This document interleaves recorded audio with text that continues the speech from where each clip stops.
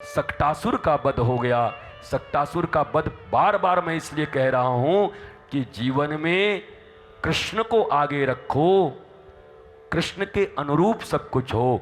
ये मत पूछो घर में आज क्या बनाए मैया घर में, आज गुड्डू को पापा को पूरी खावे को मन हतो सो हमने पूरी बनाई दी। और कहा बनायो, बोला और या को हलवा बनाए दियो। अच्छा बहुत बढ़िया, तो गुड्डू के पापा के मनते बन गयो, गुड्डू के मनते बन गयो, बबीता के मन के बन गयो, ठाकुर जी के मन से भी कुछ बना, ठाकुर जी की इच्छा से बनी कछु। बात वो है, ठाकुर जी को भोग की जरूरत नहीं, हमें प्रसाद की जरूरत है। ठाकुर जी को भोग लग जाए और वो प्रसाद हम पाएं तो हमारी बुद्धि शुद्ध हो, हम विवेकवान बने, नहीं तो हम ये भोजन इत्यादि करके तो राक्षस बन जाएंगे महाराज। प्रसाद चाहिए, वैष्णव प्रसाद लेते, जो ठाकुर जी को दिया जा सकता वही हम खा सकते। अब मांस खा लो, शराब पी लो, उसके बाद वर्ण और जाति पाति की बात करो, कौन मानेगा तुमको बताओ। बस इशारा कर रहे हैं, श्रेष्ठ हैं तो श्रेष्ठत्व को धारण किए रहिए।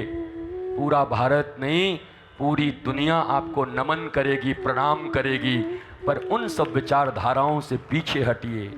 वो सब कर्म हमारे नहीं हैं, हम वेदवित हैं, वेद वितरण करने आए हैं।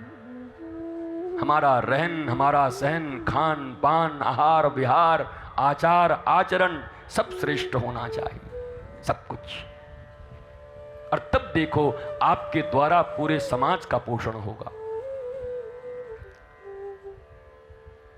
महाराज उसके बाद एक और राक्षस आया है, तृणावर्त। पूरे गोकुल में एक घड़ी के भीतर चारों तरफ ऐसी आंधी आई, ऐसा जोरदार, चारों तरफ रज धूल अंधकार हो गया। अब चलो कोई राक्षस आया होगा, कन्हैया भारी हो गए, मैया ने रख दिया, फिर वो उड़ा के ले गया। ठाकुर ने एक मुष्टिका दीनी, पत्थर पे गिर के मरमरा गयो महाराज, वो तो गयो काम थे। लेकिन ये तृणावर्त हमारे भीतर भी आ रहा है। 13 इयर्स जब हो गए बच्चे और बच्चियों के, तो तृणावर्त का आना प्रारंभ हो जाता है। रजसा तमसा, रज रजोगुण और तमोगुण की वृद्धि होती है, बाढ़ आता है शरीर में। उस समय अगर माता पिता और गुरु के निर्देशन में ठीक से बच्चा न चले तो वहां का तृणावर्त तो मार दिया गया, पर ये तृणावर्त जीत जाता है और बच्चे बच्ची हाथ से निकल जाते हैं। अंधकार हो जाता है, अंधेरा छा जाता है, विवेक काम नहीं करता। इसलिए इस तृणावर्त को मारने के लिए भी श्री कृष्ण की जरूरत है, नंद के लाला को जरूरत है। अगर नंदलाल को जन्म है गोए तो तृणावर्त भी मारा जाएगा, नहीं तो इससे बचने वाले नहीं हो। यह भी बड़ा खतरनाक है। रजोगुण बढ़ेगा, तमोगुण बढ़ेगा, कुछ समझ नहीं आता, कहां से कहां चले जाते, सूटकेस में बंद होके आ जाते। फिर मीडिया पे मीडिया, मीडिया पे मीडिया, भारत में चित्कार होता रहता है।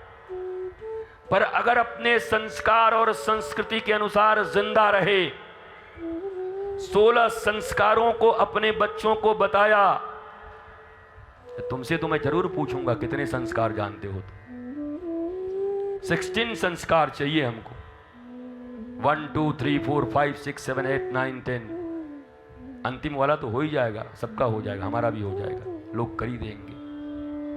तो 16 संस्कार हैं जीवन में। मम्मी से पूछना आज कि मैया मुझे बता, दादाजी से पूछना, दादाजी आज बताओ हमको खोज के कि 16 संस्कार क्या क्या होते हैं। हमको जानना है, पढ़ना है।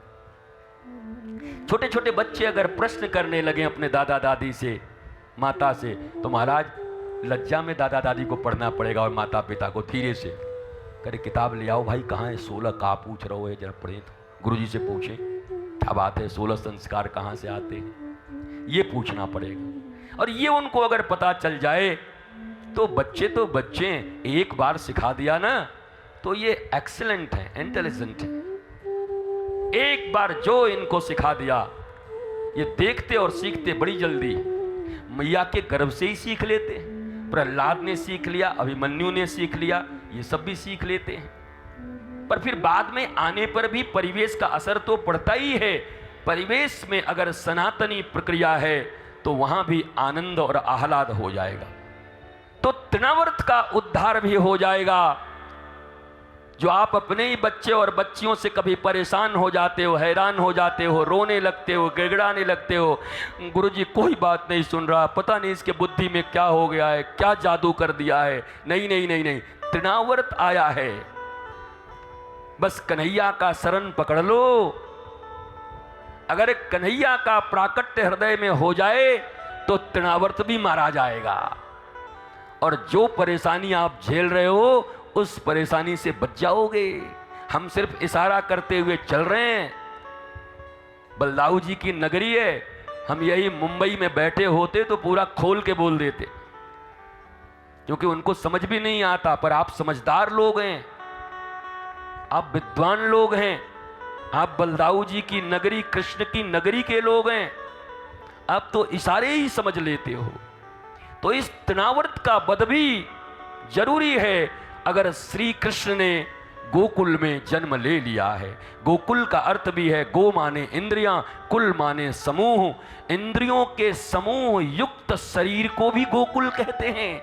और इसी गोकुल में ये सारे राक्षस पैदा ले रहे हैं, परंतु ये राक्षस तो आएंगे, उसके पहले अगर नंद को आनंद है गयो तो इक्कऊ नहीं बचेंगे, सब मारे जाएंगे। और अगर नंद को आनंद न भया तो ये सब हमको मार देंगे, ये जितने ऊतना पूतना है सब हमको समाप्त कर देंगे। इतना ही तो खेल है गोकुल में। तो अपने अपने गोकुल में आनंद बनाओ, अपने अपने गोकुल में नंद घर आनंद भयो। आज तो बड़ी आनंद भयो हमें। हम जब आ रहे थे तो बाबा ने हमें इतना बढ़िया दाऊ जी को प्रसाद दियो, तो एक बार तो हमारो मन भयो कि हम घोटे ही जाएं। तो पांडे जी बगल में थे, अरे नहीं नहीं नहीं नहीं, हम तो बोले कि घोट जाए, घोट के बोलेंगे, यहाँ आकर के बैठ के बोलेंगे मुझको यारो माफ। पर हम क्या करें, मेरा हमको तो पिला दिया आपने। दाऊ जी को प्रसाद वही लोग ले भी जो कंधे पे हल लेकर दुनिया की समस्याओं का हल करने को राजी हों और धरती के कोख से कुछ भी पैदा करने की क्षमता रखते हों, और मूसल से वैसे लोगों को कूट काट को ठीक करने को। देखो मूसली का एक काम और है, मूसली क्या करती है, जो अन्न धान्य इत्यादि आता है उसको कूट कर अर्थात उसका संस्कार करके खाने योग्य बना देती है। मूसली से कूट के धान को सुंदर चावल बना देते। तो बलदाऊ जी के पास सब है, संस्कारित कर देते हैं सबको। पर ठीक है महाराज, अपनी अपनी परंपराएं रखिए, अच्छी बात है।